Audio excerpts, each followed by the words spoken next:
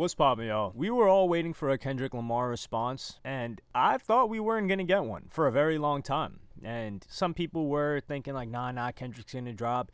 And then now people are doing the cope of, oh, Drake took 2 weeks. Who cares if Drake took 2 weeks? I mean, I was one of the people that was saying, yo, Drake hasn't replied. So I'm going to continue to be one of the people that says Kendrick hasn't replied. But Drake dropped another one on Kendrick's head top, and I love this one. Not from like a musical standpoint, although the verses were good, but the way Drake kind of pushed forward diss tracks into a new era. And in the song, he has a verse by Tupac, a verse by Snoop, and at the end, a verse by Drake. And he just goes in on Kendrick. He kind of talks to Kendrick from the perspective of Pac and Snoop Dogg in a very kind of sad, like looking up to him way, where they're saying, hey man, like don't disappoint us. You got to come at this dude. What are you doing? And I thought this was brilliant.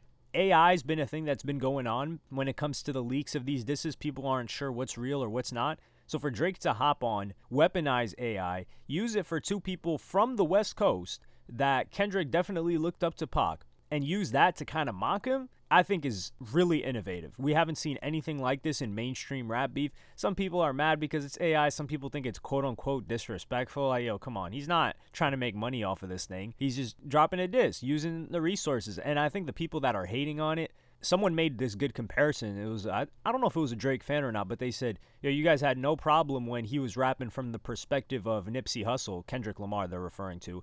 He was rapping from the perspective of Nipsey Hussle in that music video and saying he would have forgave his killer. Yet when Drake just makes up some things with a Tupac voice that doesn't allude to anything Pac would have said or done in his actual lifetime, because he didn't even know who Kendrick Lamar was. I don't even think was he born? Yeah, he was born. Then that's all of a sudden a problem. I don't like that. But it does apply even more pressure on Kendrick Lamar, because one thing nobody really mentioned is Snoop was kind of just trying to stay out of the whole thing, which doesn't look good for Kendrick either, because Snoop posts something on IG and he's like, yo, what's going on? Man, I'm going back to sleep. And that's the West Coast for you. Snoop Dogg with Dre with Kendrick. And he's just like, yeah, I don't want no parts of this. And his voice was used to mock Kendrick Lamar. So West Coast, we need y'all to get it together. I respect the West Coast. Now, rhymers, you guys don't really got that many bars and very, very skilled rappers. However, the rappers that you do have that are skilled are good. And the West Coast, I've just kind of always loved a lot of West Coast music. Not so much Bay Area, though. Bay Area music, with all due respect to y'all, it ain't for me. I'm not from there, and I think it's one of those types of music you got to be from there to really get it. The South, I feel like anybody can enjoy. The thing is now, where does Kendrick Lamar go from here? Drake kind of not pushed back. He kind of fell back a little bit, just waiting and gauging to see what's going on. He made fun of Kendrick Lamar, saying, he's stuck in that New York City apartment. I think from this, Drake is antsy. And I think Drake is frustrated / upset because he hopped into this where he's like, okay, I'm ready to, for the next couple of months or however long it takes, quell this problem that I have. And I think he's motivated and I think he's locked in. So when Kendrick Lamar just drops his hit song and leaves, doesn't say anything anywhere, doesn't pop out anywhere, and Drake is left kind of attacking from one end, and I would say the narrative is generally on Drake's side right now. I mean, even me, I'm saying, and I'm very fair on this situation. Drake's really, really got it right now. Sure, I also said that Kendrick doesn't quote-unquote have to reply, but one of the questions that I posed was that if Kendrick Lamar kicked off this whole entire thing, knowing that Drake would be forced to respond, and there have been rumors going on that Kendrick Lamar is supposed to drop an album this May or June, and he waited to build up anticipation to drop the response on his album, who wins in that scenario?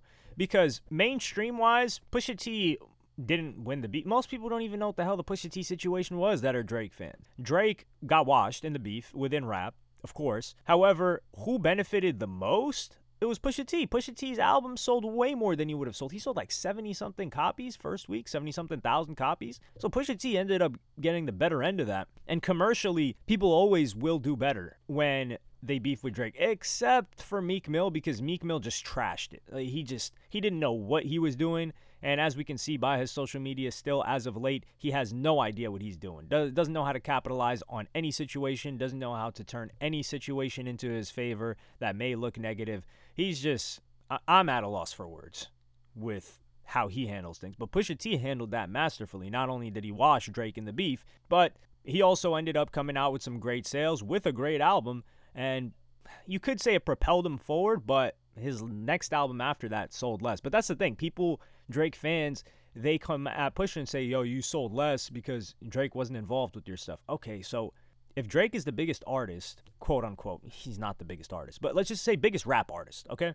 Biggest rap artist, which he is, and that is your claim. So anybody beefing with him should have more sales. Why would they have more sales when he's not working with them? And nobody has disputed that he's the biggest rap artist. They're just saying someone else is more skilled at the game. But people move around these goalposts, which is why I say if Kendrick Lamar ends up selling great and replying with a crazy diss track, does he really lose? And can you lose if it takes you too long to respond? That's something that I'm interested in hearing more about. I don't think Drake should drop anything else now, though, because then it starts to look a bit like a Joe Budden situation. So hear me out. Years ago, this might have been 7-8 years ago, Joe Budden had an issue with Drake. And Drake was like taking shots at Joe Budden and all of that. But Joe Budden dropped diss tracks on Drake. Fire diss tracks. I'm talking like heaters. He went in on him. He dropped maybe 4 of them. And people started to say, man, dog, like Drake ain't even responding. You're so obsessed. Like, yo, you're doing the most. There comes a point in time where the more tracks you drop, they're like, all right, yo, chill. We get it. Like, let the guy respond or he's just finished. Now, the excuse that they used with Joe Budden was, yo, you're so irrelevant. You're a washed-up rapper, one-hit wonder. He doesn't even need to respond to you. Whereas Kendrick Lamar, and keep in mind, Drake did throw shots at Joe Budden. For people that are saying, oh, no, he didn't throw shots at him. But for Kendrick Lamar, if Drake keeps dropping tracks, I'm going to look at it like, yo, this is unnecessary, which is why I'm glad he stepped off the gas a little bit. And there were also other comments saying, yo, it took Nas 3 months to respond. Well, distributing music was way harder back then. I mean, he waited until his album or to respond to Jay-Z, for those that may not remember, may not have context. You had to actually press CDs back then. So you had to make the song, press CDs, distribute the song everywhere, and then premiere it for people to go buy the song. So the process was a lot more difficult, as opposed to look at what Rick Ross did. The guy dropped a song and a music video before Kendrick Lamar said anything. And the song was dropped in a couple of hours, up on streaming platforms within a day. That's how fast you can move in the modern era. I'm not saying that there's pressure. I don't think Kendrick Lamar really cares, because if you guys remember during the George Floyd thing in 2020, which I wouldn't say is Kendrick's movement, but the people that idolize Kendrick Lamar, they were heavily invested in it. And Kendrick Lamar didn't say anything for a very long time. And they were like, yo, why isn't he saying anything? Why isn't he saying anything? That pressure to say something was way higher than whatever pressure there is to respond to Drake. And he still moved on his own time. So that's just something that's been consistent with him. I'm not saying that's an excuse, but the thing is, when Kendrick Lamar responds, we're going to listen to it. And if it's hard, are we going to dock points because it took so long? I don't think so. But let me know what you guys think in the comments. Like, subscribe, and hit the notification bell if you enjoyed. Follow me on Twitter and Instagram. Thank you for watching. Peace.